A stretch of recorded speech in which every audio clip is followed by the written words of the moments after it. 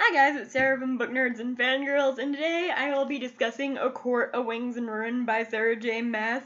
This is the third book in Sarah J. Maas's A Court of Thorns and Roses series, and this is, I think it's the last one that completes Feyre and Rhysand's story, but it's gonna continue on other characters' points of view, because she could do a lot with this world, and she could expand it in so many ways, and I hope she expands it, because I really do love the world in this book.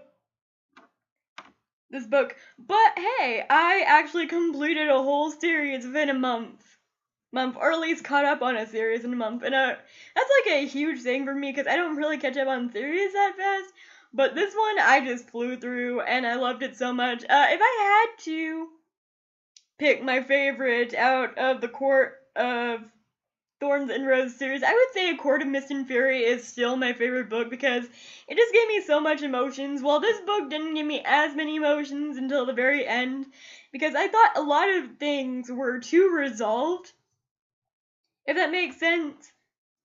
And there was a lot of problems that I had with the ending. It was an epic ending. I really wish A Court of Mist and Fury had a more epic ending, because that book was so great, and the ending, an epic ending, would have just made it one of my top favorite books. It's still one of my top favorite books of the year. It's definitely gonna be up there. Since it's still mid-July and I still haven't read a lot of the books that I've been wanting to read. This one's definitely gonna be in the top list, though. No book has made me feel as many emotions as ACOMAF, unless you count my favorite books of all time, which is definitely one of my favorite books of all time, definitely. But ACOWAR, I didn't hate it either. It was just an okay book. It was in the middle for me. And here's why. Since I don't want to get in detailed discussion about the characters, since I feel like I've been doing that a lot the past two videos. One reason why I didn't really enjoy this book as much as I did was because there's no real payoff to the ending. Sacrifices that were made seem pointless whenever they bring people back from the dead. It's like one of my least favorite tropes, I think, is the trope where sacrifice, because Vampire Diaries did this too, is a sacrifice where people make sacrifices and you think they're gonna make sacrifices, and then something goes wary and sacrifice doesn't seem as important to you as it originally would have if the character had died. But what could you do? Like, we have like maybe 3 or 4 fake deaths in this last scene alone where we think people are gonna die, but they don't actually die, and things are too resolved, like how they got Elaine back from the camp within just one chapter. Little to no confrontation is beyond me, because you think the Fae people with a lot of training, even the King of Hybern, could see through a glamour. Even he sees through glamours. How could he not?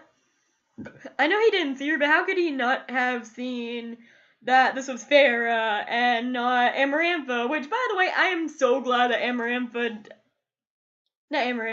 Ianthe, there we go. Sorry, I'm mixing up my bitches right over here.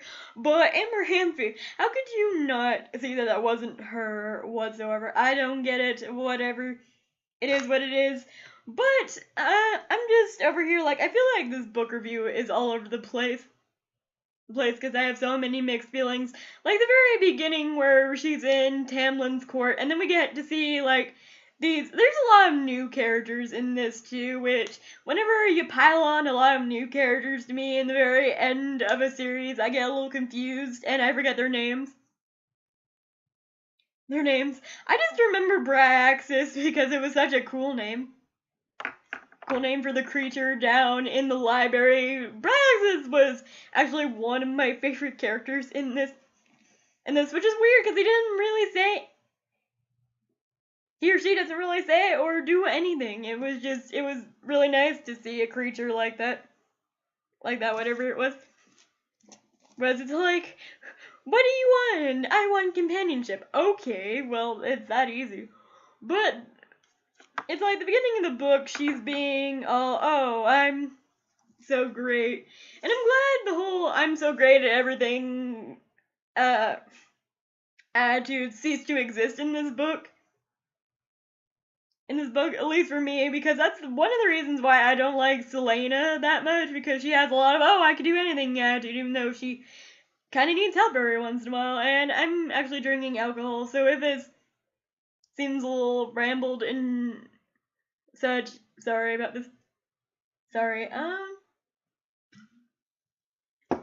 okay, so, Tamlin for me, okay. One of the things I hate about ACOWAR, and I'm just gonna jump straight into it, was how Tamlin is portrayed as a good guy in this one. It's like, you can't really make up your mind with Tamlin. Is he a good guy? Is he a bad guy? I think he's just a morally gray person who needs to control his temper a little bit. Like, whenever we're at the Dawn Court, and he's totally calling out Rhysand and Feyre, and basically calling Feyre a whore because she didn't take so long to jump into Rhysand's bed after she was done with him. I'm like, bitch, you have no fucking idea. You have no clue. And this is why she hates you. He actually reminded me about a lot of my exes. Once we broke up, and I can't stand people like that. People who constantly think they need to put people down just because they think they've done something wrong to them. And I get it, Tamlin's brokenhearted, but there's really no need to have a lover's quarrel in the middle of a professional meeting. You know, I thought that was one of my least favorite Tamlin scenes, was whenever he tries to call out Feyre and Rhysand at that meeting, and it's like, bro, we're talking about saving our lands, and you're just over here trying to tear down Rhysand's and Feyre's credibility, and not trying to even help. And it was just really annoying, and I hated it so much. I hate Tamlin so much. I don't even give a shit if he helped save Rhysand. I pray to God the next book is not in Tamlin's point of view, because if it's Tamlin's point of view, I'm out of this series. I feel good stopping it here. Please don't be Tamlin. Please be Cassian or Nesta. Because they were actually my favorite part of ACOWAR. Like, their scene at the end was one of my all-time favorite parts where Nesta basically saves Cassian's ass, and he does the same thing for her. And the whole him dying and telling her, I just feel ashamed that we didn't have enough time to hang out until now. And at least I get to do this, and then he kisses her, and I'm like, oh my god. But one thing that absolutely drove me crazy is that they're saved, and they don't have room to talk about it in the ending, and I'm like, this better be resolved in book 4, because I want Nessian to be a thing. Does anyone else want Nessian to be a thing? I want Nessian to be a thing so bad. I think another one of my favorite parts of this book is the sisterly bond of how much closer Elain and Nesta get to Feyre, because the last 2 books, I really hated their relationship with Feyre. I didn't get why they were so ungrateful to Feyre for what she's done for them. And I didn't really like Elain in this book, because I felt like she didn't do nothing until the end of this book. But I have to say that I know that Elain has a mating bond with Lucien, but I don't see her with Lucien, and I think the whole Rhysand telling Feyre that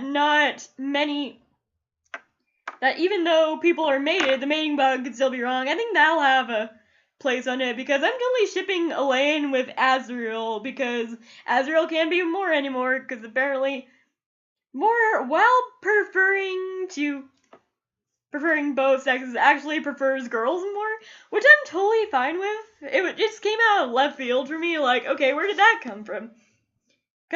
Because Mor has never had any indication that she likes girls, and then it was just total middle park for me. Especially because I've been thinking that she likes guys and she prefers girls, and that's totally fine. I guess I hinted at it a little bit with the Winter Court Queen. I'm all like, it's more bisexual. I feel like she's bisexual, and she was bisexual, and I'm all like, okay, I could totally live with LGBT representation, because I wish there was more LGBT representation in fantasy books. Same books. And I know this one's getting a lot of shit because they don't think Sarah J. Maas deals with it in an appropriate way. It's just out of left field, and I agree that it was just out of left field, and I feel like she just made more LGBT because she needed an LGBT character in that, and I'm like, but when you think about it, one of the kings is actually gay, and I'm just over here like, that works. I'm just, I'm okay with it. But, what else do I discuss? Oh my god, Elaine at the ending when she, stabs the king in the neck, and it's like, don't touch my sister, and I'm like, oh my god, I totally love the sister dynamic in this book, especially when Elaine stabs the King of Hybern in the neck, because she's protecting Nesta, and over here, I have to say, one thing I'm really disappointed in is that it doesn't seem like Feyre has a lot to do in battle here. She's kind of like a side contender. She's watching from the sidelines all the time. Even in the final battle, her sisters had more to do than she did. Sure, she was trying to nullify the cauldron. And can we talk about the cauldron scene at the end of the book? Because Amren, I started hating Amren at the end of the book because I thought she was doing something really shady with Feyre. I thought she was gonna turn evil. It didn't really seem like she was against him, but you know how some of that goes where you don't know a person's evil, and then just totally out of left field, they suddenly become evil. No, I thought Amren was turning evil just so she could get her body back or something. But she does end up sacrificing herself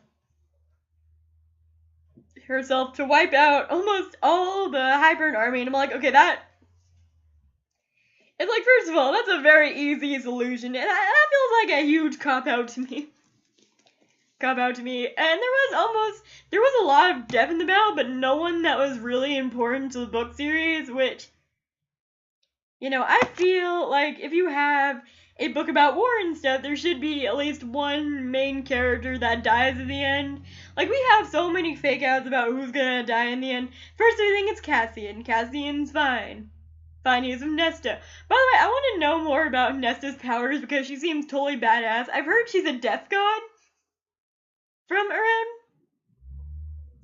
book 2, but I don't know. It didn't really feel like she was a goddess of death. Now when she actually slits the King of Hybern's throat using the blade Elaine stuck in his neck, that was awesome. I totally love that scene.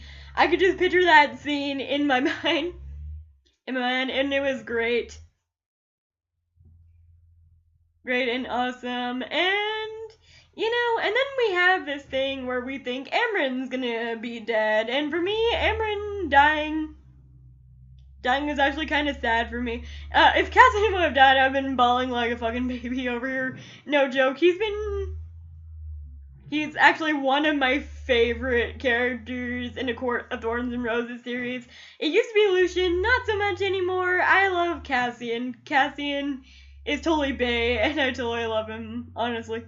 I didn't know I would end up loving Cassian as much as I did, but I do, and I ship him with Nesta, and oh my god, it just seems like all I want to do is talk about how much I ship Cassian and Nesta together. There was a lot that was happening in this book, especially with the new worlds being introduced and all these new places that we haven't heard of, like